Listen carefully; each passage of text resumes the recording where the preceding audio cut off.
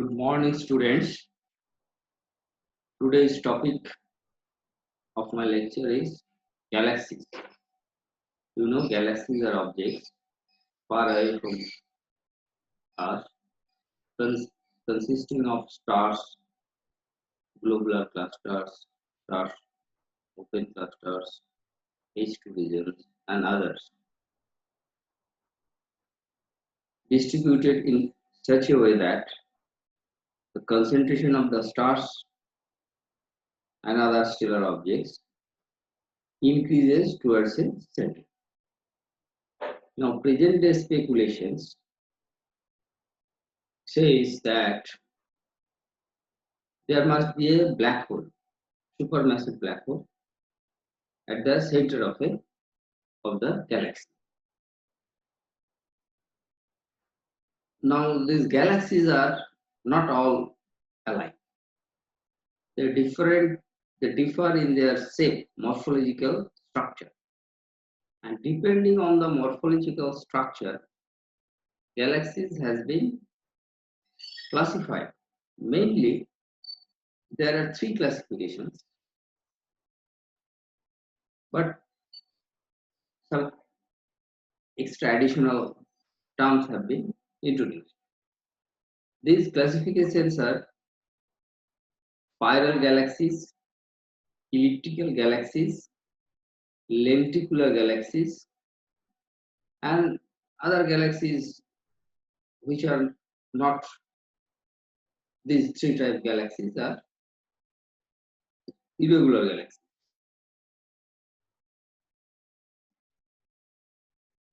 Now the classification is based on morphology,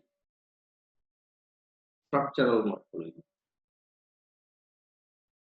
Most of the galaxies are spiral galaxies.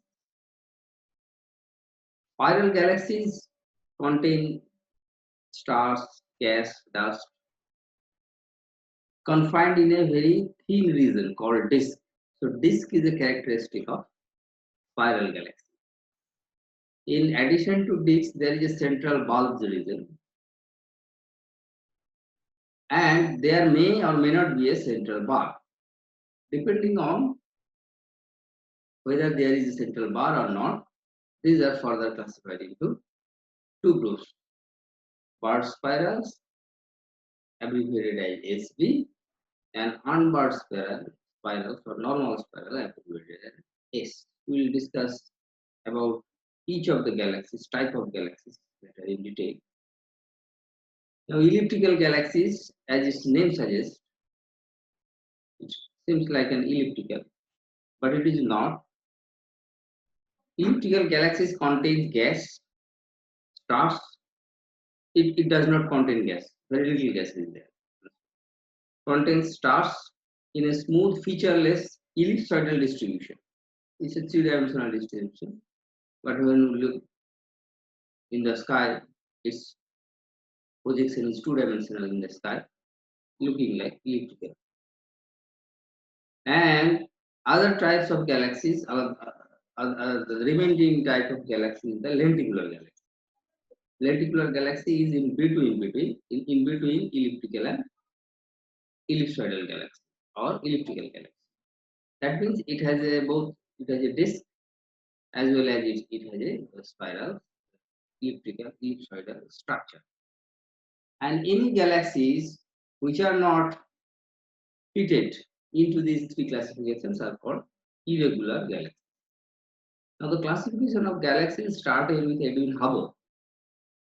Hubble first, the greatest discovery of Hubble is that the galaxies were receding from us. In fact, Hubble was the first man to make us understand that our galaxy is not the only galaxy in the universe. There are many other galaxies distributed in uniform pattern in the sky. Now, the Hubble classification is tuning fork diagram or denoted as in a tuning fork diagram, where its open arm is represented by the elliptical galaxies, and its two arms, its two parallel arms are represented by spiral galaxies. One is spiral bar spiral, and one is normal or unbarred spiral. And in between this spiral and elliptical galaxies, there is lenticular galaxy. So Hubble's picture of the galaxy is something like this. Thinking for.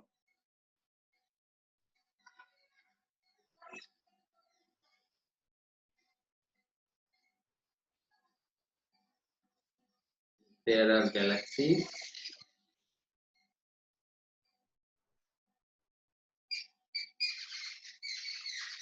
E type of galaxies, elliptical. Here there is lenticulars. Ellipticals are denoted by E.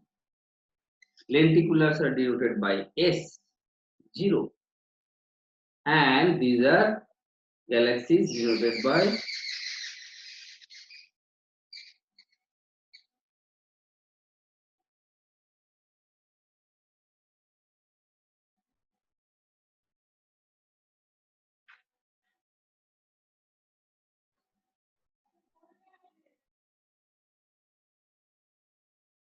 these are normal galaxies,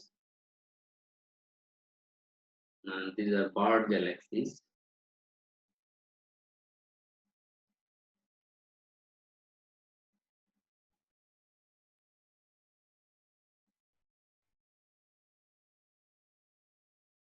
And these are barred, these are type SD,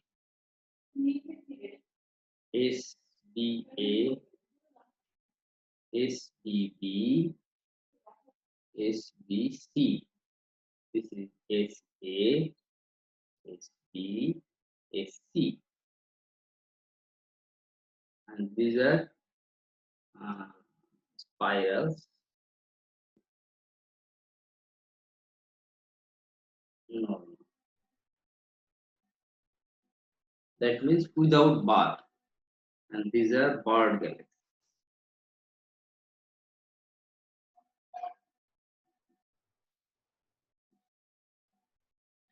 So this is Hubble's classification of spiral galaxies. We'll come to this how the classification A, B, C, and there are several types from E0 to E7. These several types of elliptical classifications are there, and how these sub classification are, we'll discuss it now. First, we will discuss elliptical galaxies. Elliptical galaxies are ellipsoidal in shape, in which concentration of stars, density, falls off in a regular fashion as it goes outward. So density is greater in the central region, in the towards the center, and it falls off as you go outward. In the night sky, for observer under the high power telescope, they may appear elliptical, which bears its name. Its appearance is elliptical. That's why we call it elliptical galaxy. Usually, there are no signs of interstellar matter. This is the characteristic of elliptical galaxies, ellipsoidal galaxies, that they contain very little interstellar gas. Maybe the gas has been used up by forming the stars. In comparison to the spiral galaxies, where will form the dust and hydrogen gas uh, in between the stars, and where the star formation process is still going on. So in elliptical galaxies, these galaxies may be older than spiral galaxies. These galaxies differ each other in their shape. On the basis, they are classified from E0 to E7. E0 to E7, and E0 galaxy, and at their, if their classification is En, then N can be defined as this is basically the ratio between their This is a function of ratio between the semi-major axis and semi-minor axis. So n can be defined as 10 1 minus b by a, where b is the semi-minor axis and a is the semi-major axis. Now you know for n equals to 0, E0, this is basically spheroidal.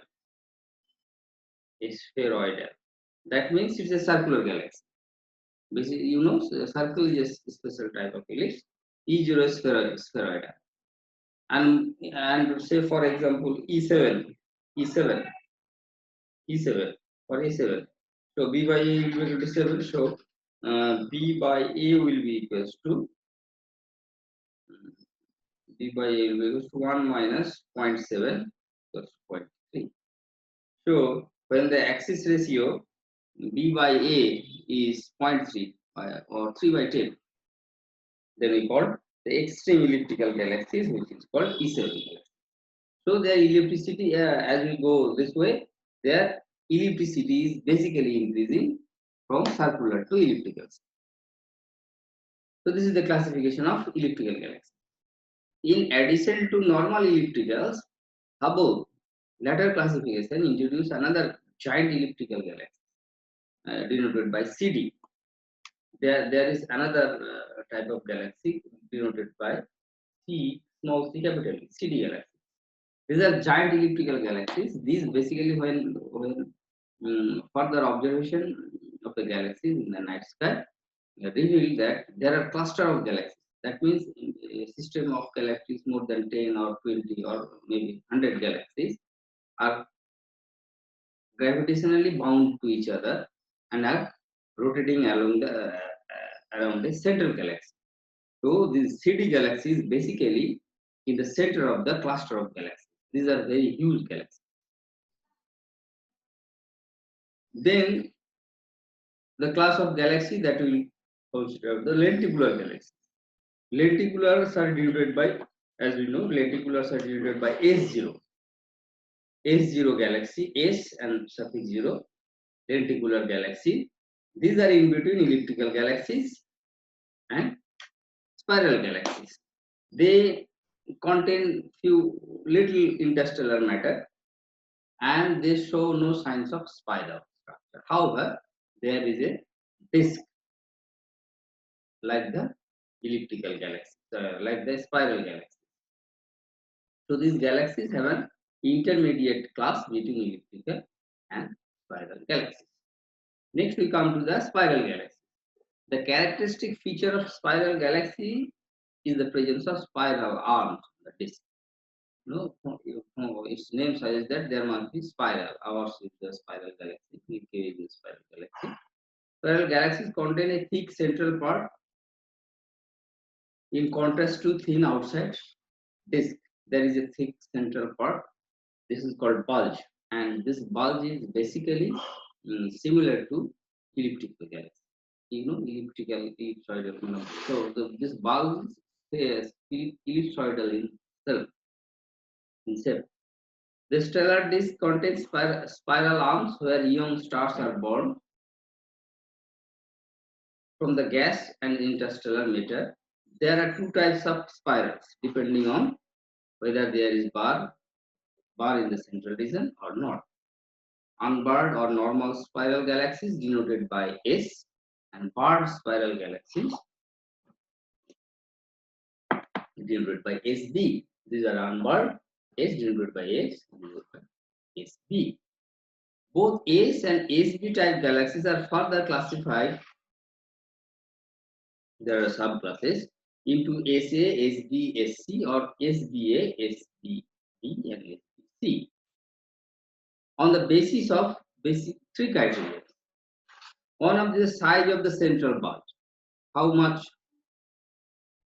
big or small the central bulge is. Widening of the spiral arms. Spiral arms, whether spirals are compact or wide. And widening of the spiral means whether the spiral arms are thin or thick. And the compactness of the spiral arms. Compactness means whether the spiral arms are close to the central bulge or it is scattered away from the center. So class A, class B, and class C, these are the classification based on basically three criteria. One is the size of the central bulb. Second one is the width or shape of the spiral arm, and third one is the compactness of the spiral arm.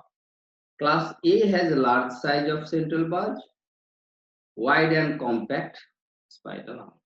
Spiral arms are compact and wide, and central bulge is greater. Central bulge is large in size. This is class A, and as this will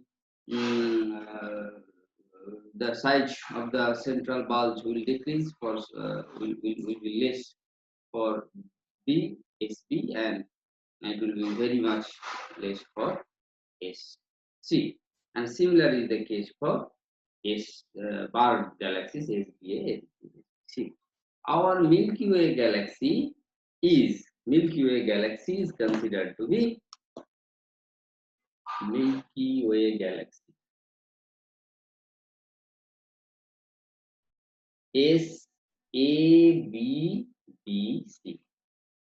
means it is an intermediate galaxy between bird and normal galaxy, and its subclass is between B and C. That means its central bulge is not so good, not so large, and its compactness is not so good.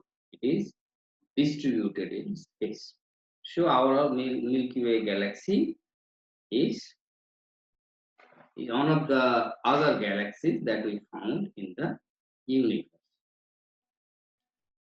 Now, in addition to these galaxies which are catalogued in the classification, there are other galaxies which we call irregular galaxies. These galaxies will not fit into the normal classification. These irregular galaxies are further divided into two, irregular 1 and irregular 2. If the irregular 1 galaxies form a continuation of Hubble sequence towards latter type beyond the SC galaxy. Irregular galaxies 1 is the extension. After this extension, it is irregular galaxy 1. They are rich in gas and contains many young stars. Type 2 irregular are dusty, somewhat irregular, small opticals. Other type of dwarf galaxies are often introduced. One example is dwarf spheroidal type DE. Similar to the ellipticals, but with a mass much less centrally concentrated star distribution. Another is the blue compact galaxies, in which essentially all light comes from a region of bright uniform stars. So these are all the other types of galaxies that are there in the classification of galaxies. Now I will discuss about the luminosities of stars, galaxies. Now, galaxies are very, very far away from us. So their luminosity, apparent luminosity will be very, very small. In fact, most of the galaxies, only two, three galaxies are seen in the naked eye. One is the Andromeda galaxy, other galaxies are large Magellanic Cloud and small Magellanic Cloud in the southern hemisphere. And in the northern hemisphere, only one galaxy, Andromeda galaxy, is seen. If their weather condition is very good, and also your eyesight is good. Most of the galaxies are seen through telescopes. So their apparent magnitude is very small, but their absolute magnitude will be very, very large. But to determine their absolute magnitude, the distance has to be determined accurately. For local groups, that means the galaxies which are nearby, The distance can be measured by the law applicable by the law of Cepheid variable. You know, Cepheid variable, there is a distance luminosity relation. Period, I'm sorry, period luminosity relation. From the period luminosity relation, if we know the absolute luminosity and we know the apparent brightness, then from this knowledge of apparent brightness and absolute luminosity, we can know that its distance. But there is a limit to the Cepheid variable. Not all the distance can be estimated by Cepheid variable. Its extension, its limit is approximately 50 to 100 MPC. I mean 10 to the power, MPC means 10 to the power 6. So limit to Cepheid variables, distance, luminosity of galaxies, luminosities of galaxies.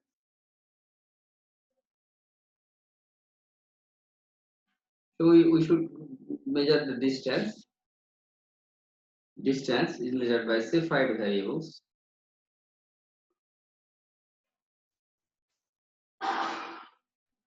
Variables local.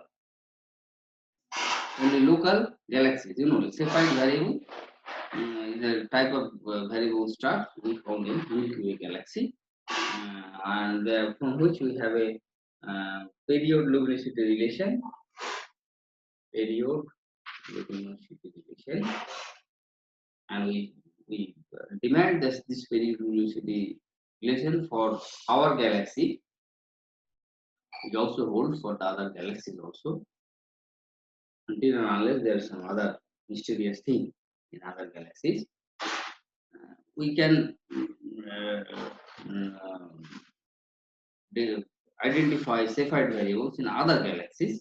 In fact, in Andromeda galaxy, the identification of Cepheid variables made it possible that its distance must have to be many times greater than the normal stars that we see in the night sky in the galaxy, from which it was inferred that the Andromeda is a separate galaxy. And after that, different various and numerous types of galaxies have been discovered. But the limit to the Cepheid distance measurement to using this Cepheid variables is 50 MPC, means 50 into 10 to the power 6 PC, right? And the galaxies are far distant from this. So for this purpose, other methods have to be used. The most usual method that is used is the Hubble's law itself. Hubble's law says that the more distant a galaxy is, more is its recessional velocity. That means more distance a galaxy is, more is its Doppler shift. So from the size of the Doppler shift, we can measure its distance. But there are other methods by which distance can be measured. The most prominent of these are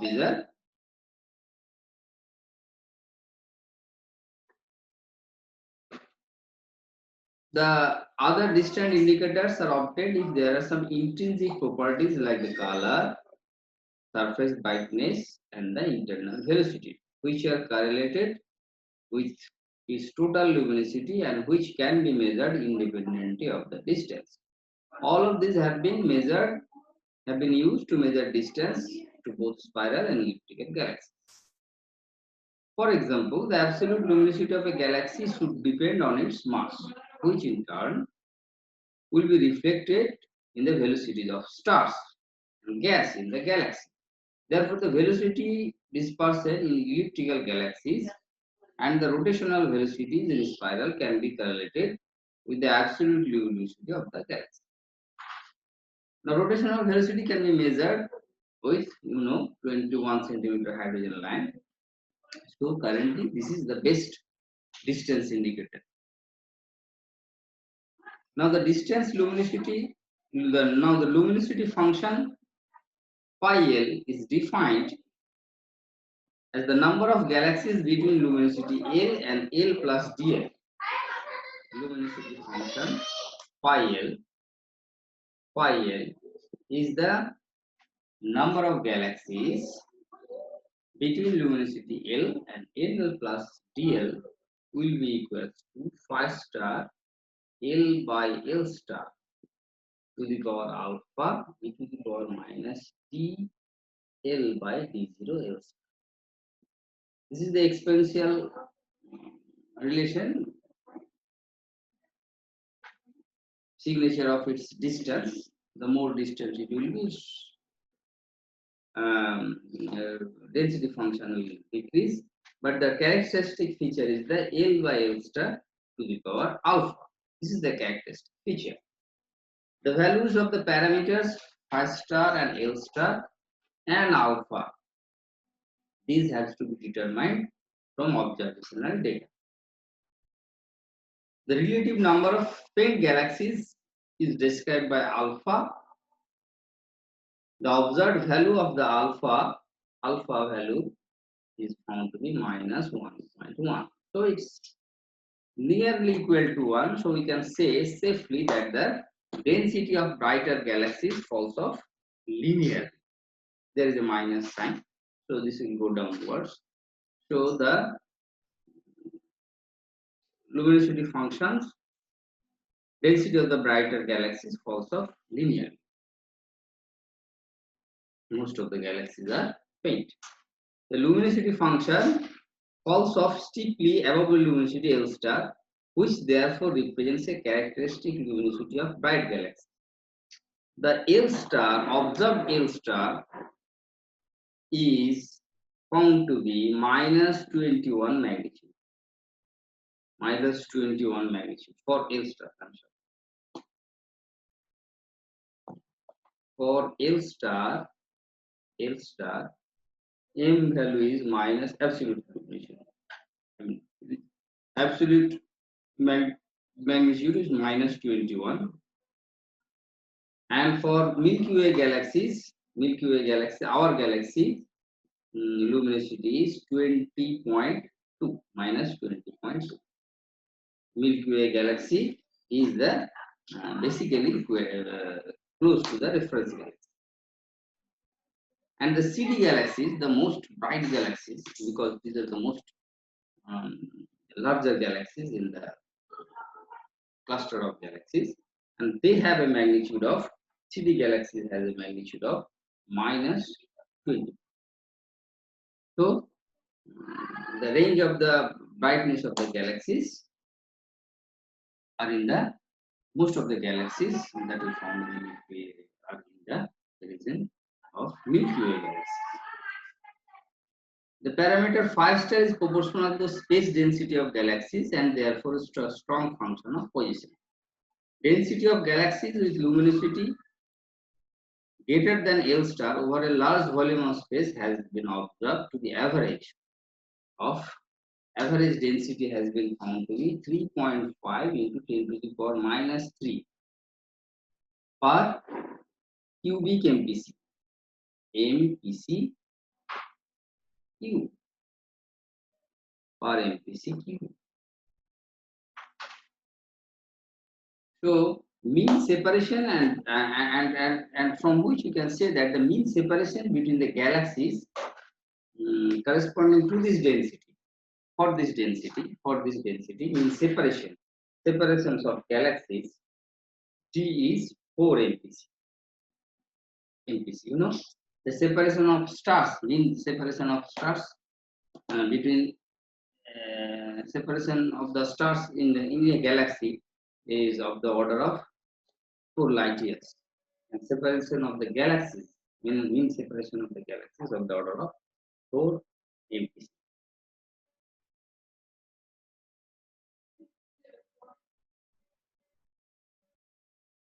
Now, elliptical galaxies contain population of old star similar to the star of globular cluster of halo or Milky Way of the Milky Way galaxy.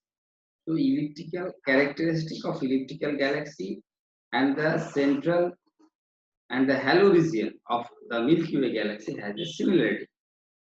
The bulges of spiral galaxies and the lenticular galaxy are also very similar to the elliptical galaxy. The distribution of brightness and in elliptical galaxies essentially depends on distance from the center and is given by the known de Vaucler's law. So de Vaucler's law is applicable to not only elliptical galaxies but the stars in the central bulge of spiral galaxies as well as lenticular galaxies. That's why this law is very important and it is in your syllabus. So next we consider de Vaucler's law, which relates the brightness, distribution of brightness in elliptical galaxies. De Vaucler's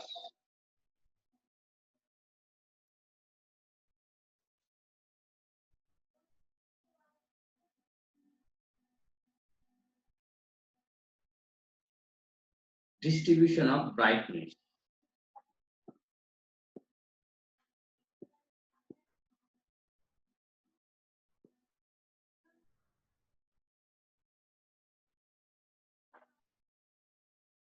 And this is applicable to the elliptical galaxies, bulges of the spiral galaxies, and the lenticular galaxies. And the law is something log I by I0 equals to minus 3.33 R by RE to the power 1 by 4 minus 1. So now the constant, this constant has been chosen in such a way that this constant is chosen in such a way that half of the total light of the galaxy is radiated from within the radius R, and surface brightness at this radius is R. At the distance R equal to RE, the half of the brightness is coming from the galaxy of distance RE. That means if you consider the brightness of the whole of the galaxy, then half of the brightness is coming from the distance RE. So if this is the distribution of intensity, to get the brightness, you have to integrate over the whole region. So for this reason, this constant has been chosen. And it has been seen that this distribution is followed by all the elliptical galaxies, the central bulge of spiral galaxies, and the lenticular galaxies. The parameters RE and I, this I and RE, this RE is a parameter and this I0 is a parameter. This I0 is a parameter. These parameters can be determined with fitting the experimental data. The observed brightness profiles, profile from the observed brightness profiles, we can determine the parameters I0 and RE.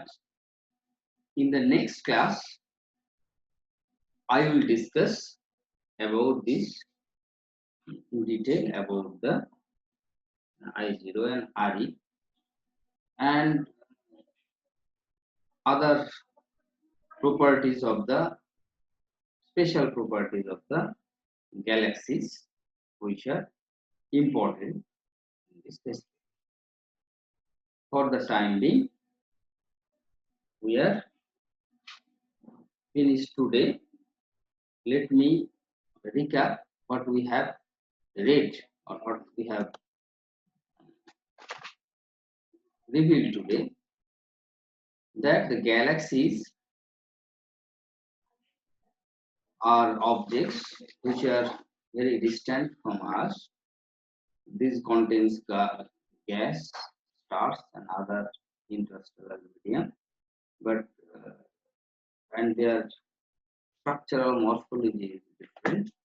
Depending on their structural morphology, there are main three classifications, which Hubble also started, and for Hubble classification, classification. And these classifications, these are elliptical, spirals, and lenticulars. And each of the class has sub-classification. Spiral has two classifications. One is bird and unbird and normal.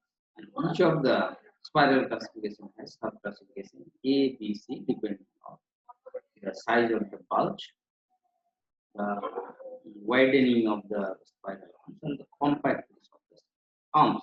And the elliptical galaxies are classified into 8 subtypes depending on the ratio of the semi-major galaxies.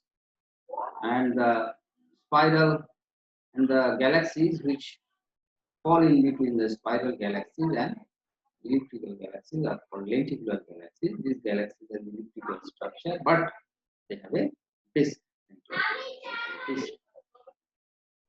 And next week we came to the luminosity about the galaxies. Since galaxies are extended objects, their total luminosity, their luminosity cannot be like the luminosity of stars, which are assumed to be point objects. So for galaxies, the luminosity has to be measured with angular separation. The angle, the solid angle subtended by a small portion of the and integrate over it, for which we first define a density function phi L, and we see that the brighter galaxies are falls off linearly. That means more galaxies are fainter and brighter galaxies are less. Only the galaxy which is CD galaxies, which is bright, and the brightness of the star galaxies, typical average brightness of the galaxies were near to the brightness of the galaxy, luminosity of the galaxy of Milky Way galaxy, and the most brightest galaxy, which are the CD galaxy, which are of the order of 3 order of magnitude from the luminosity of 3 or 4 times the luminosity of our Milky Way galaxy. Next, we come to the distribution of brightness inside the galaxy. These are the characteristic for elliptical galaxies, but this law is also called Euler's law, and this is also applicable to central bulges of spiral galaxies and the galaxies. And this law is expressed by this expression, that where the constant has been chosen in such a way that the half of the brightness of the whole galaxy is concentrated into a radius of RE, and these parameters I0 and IE can be determined from the experimentally observed data. In the next class, we will discuss the later part, the luminosity or brightness distribution.